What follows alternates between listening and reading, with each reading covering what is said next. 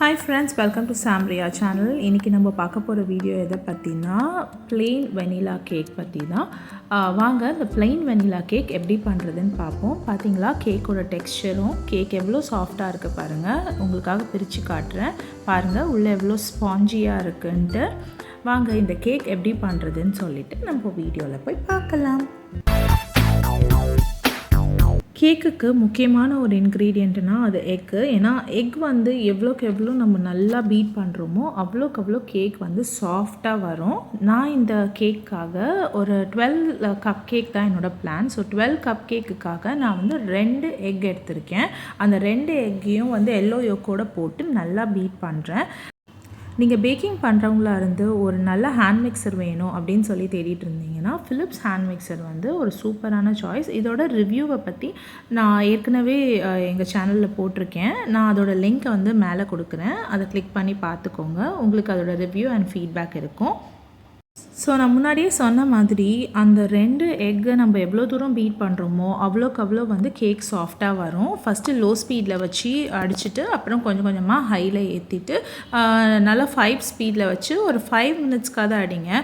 முன்னாடியே சொன்ன மாதிரி எக் எவ்வளோக்கு எவ்வளோ பீட் பண்ணுறோமோ அவ்வளோக்கு எவ்வளோ சாஃப்டாக வரும். ஸோ நம்ம வந்து எக்கோட quantity double or triple the size வர அளவுக்கு நம்ம வந்து நல்லா பீட் பண்ணிக்கணும். பாருங்கள், கிட்டத்தட்ட வந்து ஒரு ஹாஃப் பாத்திரத்துக்கு வந்து பொங்கி வந்துருச்சு. நல்லா பொங்கி வரணும். இந்த மாதிரி பொங்கி வந்ததுக்கு அப்புறமா தான் நம்ம நெக்ஸ்ட் ப்ராசஸ் போகணும். இது ஒரு 5 நிமிஷத்துக்கு நம்ம பண்ணோனாலே போதும். பீட்டர் வச்சு நல்லா பொங்கி வந்துடும். இப்போது நான் எக் கூட வந்து எசன்ஸும் சுகரும் ஆட் பண்ணிக்கிறேன். இப்போவே ஏன் நான் சுகரும் எசன்ஸும் ஆட் பண்ணுறேன்னா, அந்த எக்கில் வந்து ஒரு கவுச்சி ஸ்மெல் வரும். அந்த கவுச்சி ஸ்மெல் போகிறதுக்காக நம்ம எக்கோட சேர்த்து எசன்ஸையும் சுகரையும் சேர்த்து பீட் பண்ணும் போது அந்த ஸ்மெல் வந்து குறைஞ்சிரும் இல்லை போயிடும், நம்மளுக்கு தெரியவே தெரியாது. ஸோ நம்ம இந்த 3 ஐட்டத்தையும் ஒன்றா போட்டு அடிக்கும் போது நம்மளுக்கு ஒரு ரிப்பன் கன்சிஸ்டன்சி வரும். அதாவது மாவு எடுத்து அப்படி விட்டோம்னா ஒரு ரிப்பன் மாதிரி நமக்கு ஃப்ளோ ஆகும். ஸோ அதுதான் வந்து நம்மளோட கன்சிஸ்டன்சி. சுகர், நம்ம போட போகிற மைதா, இது எல்லாத்தோட இன்க்ரீடியண்ட்டோட குவான்டிட்டியும் வந்துட்டு நான் டிஸ்கிரிப்ஷனில் கொடுக்குறேன், நீங்கள் போய் பார்த்து செக் பண்ணிக்கோங்க. இப்போ உங்களுக்கே தெரியும், நல்லா வந்து அது நல்ல ஒரு ரிப்பன் கன்சிஸ்டன்சி வருது பாருங்கள். நல்லா க்ரீமி கன்சிஸ்டன்சி வருது. நம்ம வந்து பீட்டரை வந்து இந்த பக்கம் தான் சுற்றணும், இல்லை ஒரே இடமா வைக்கணும் அப்படி எதுவுமே கிடையாது. Nothing is over beating. ரொம்ப பீட் பண்ணிட்டீங்க அப்படின்றதுலாம் ஒன்றுமே கிடையாது. எக், சுகர், எசன்ஸ் இது 3மே போட்டு ஒரு 5 மினிட்ஸ் பீட் பண்ணால் போதும். உங்களுக்கு நல்லா வந்து பொங்கி வந்துடும். குவான்டிட்டி வந்து கிட்டத்தட்ட ஒரு ஹாஃப் பவுல் வந்து ஃபில் ஆகிற அளவுக்கு நம்மளுக்கு வந்துடும்.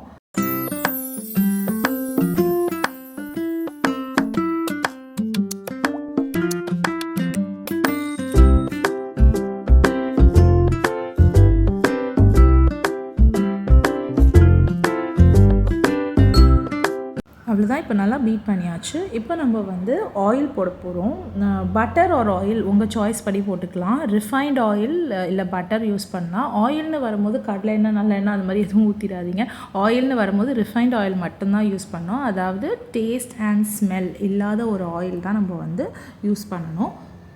கேக்கை பொறுத்த வரைக்கும் எல்லா ப்ராடக்ட்டுமே ஃப்ரெஷ்ஷாக இருக்கிறது ரொம்ப முக்கியம். இல்லைனா அந்த ஃப்ரெஷ்னஸ் வந்து அப்படியே நம்மளுக்கு கேக்கில் தெரியும். நம்ம பழைய ப்ராடக்ட் யூஸ் பண்ணி செஞ்சோன்னா அந்த கேக்லேயும் வந்து அதே ஸ்மெல் வரும். ஸோ எல்லா ப்ராடக்ட்டும் ஃப்ரெஷ்ஷாக இருக்கான்னு சொல்லி பார்த்துக்கோங்க. இந்த ஆயிலோட குவான்டிட்டி நான் உங்களுக்கு எவ்வளோன்னு சொல்லிவிட்டு டிஸ்கிரிப்ஷனில் போட்டிருக்கேன், செக் பண்ணிக்கோங்க. இது கூடவே இன்னொரு பக்கம் ட்ரை இன்க்ரீடியண்ட்டான மைதா, பேக்கிங் சோடா, பேக்கிங் பவுடர் இதெல்லாம் போட்டு மெஷர் பண்ணி எடுத்து வச்சுக்கிட்டேன். அது கூட ஒரு பிஞ்ச் ஆஃப் சால்ட்டும் போட்டுக்கிட்டேன். ஸோ இந்த இன்க்ரீடியண்ட் வந்து ரெடியாக இருக்குது. இப்போ நான் ஆயில் போட்டேன் இல்லையா, அந்த ஆயிலும் மிக்ஸ் ஆகிற அளவுக்கு நல்லா பீட் பண்ணிக்கிறேன். ஆயில் ஒரு பட்டர் எது போட்டிங்கனாலும் கொஞ்சம் நேரம் பீட் பண்ணிவிட்டு அதுக்கப்புறமா நீங்கள் வந்து மாவு போடுங்க. ஏன்னா மாவு போட்ட பிறகு நீங்கள் ரொம்ப பீட் பண்ண வேண்டியிருக்காது. ஜஸ்ட் லைட்டாக ஃபோல்ட் பண்ணாலே போதும். உங்களுக்கு வந்து மாவு அந்த வெட் இன்க்ரீடியண்ட்டோடு வந்து மிக்ஸ் ஆகணும், அவ்வளோதான். நீங்கள் வந்து ரொம்ப போட்டு அடிச்சிங்கன்னா கேக் வந்து ஹார்டாகிடும். ஸோ நீங்கள் அந்த தப்பாக பண்ணாதீங்க. அழகாக வந்து ஃபோல்ட் பண்ணி விடுங்க மெதுவாக, அவ்வளோதான். இல்லைனா லைட்டாக பீட் பண்ணுங்கள். ரொம்ப ஸ்லோவில் வச்சு லைட்டாக பீட் பண்ணி மிக்ஸ் பண்ணி விட்டுருங்க. இப்போ நான் ஆல்ரெடி மெஷர் பண்ணி சீவ் பண்ணி வச்சுருக்க maida, baking soda, baking powder and 1 pinch of salt இது 3த்தையுமே வந்து நான் வெட் இன்க்ரீடியண்ட்டோட கொட்டிட்டு லைட்டாக வந்து மிக்ஸ் பண்ணிக்கிறேன். நான் வந்து ஸ்லோவில் தான் வச்சு பீட் பண்ணிகிட்ருக்கேன்.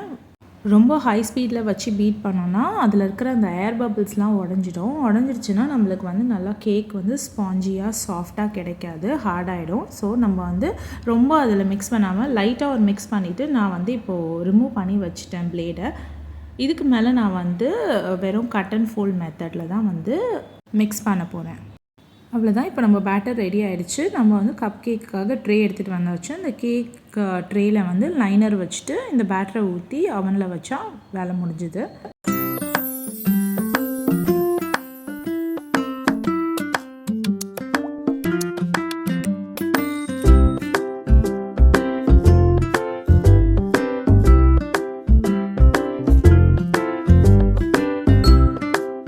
அவ்வளோதான். இப்படி ஊற்றிட்ட பிறகு ஒரு 2 தட்டு தட்டி அவனில் 180 டிகிரிக்கு ப்ரீஹீட் பண்ணி உள்ளே வச்சுருங்க.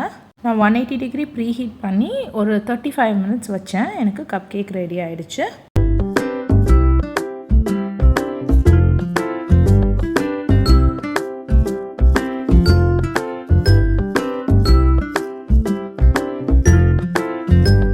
இதோ நம்மளோட சாஃப்டான ஸ்பாஞ்சி கேக் ரெடி ஆகிடுச்சு. வாங்க அது எவ்வளோ சாஃப்டாக இருக்குன்னு பார்ப்போம். உங்களுக்கு சாஃப்ட்னஸையும் அது எவ்வளோ தூரம் நல்லா பேக் ஆகிருக்குன்னு புரிய வைக்கிறதுக்காக நான் ஒரு கப் கேக் ஓப்பன் பண்ணி பிரித்து காட்டுறேன். பாருங்கள் எவ்வளோ சாஃப்ட் அண்ட் ஸ்பாஞ்சியாக இருக்குது.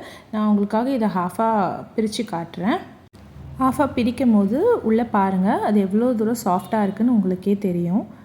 ஸோ இது வந்து கண்டிப்பாக நோ ஃபெயில் ரெசிபி. அதனால் நீங்களும் கண்டிப்பாக இந்த கேக்கை ட்ரை பண்ணி பாருங்கள். உங்களுக்கு இந்த வீடியோ பிடிச்சதுன்னா please like, share and subscribe. வேறு ஒரு நல்ல வீடியோவில் திரும்பவும் மீட் பண்ணுவோம். பாய்.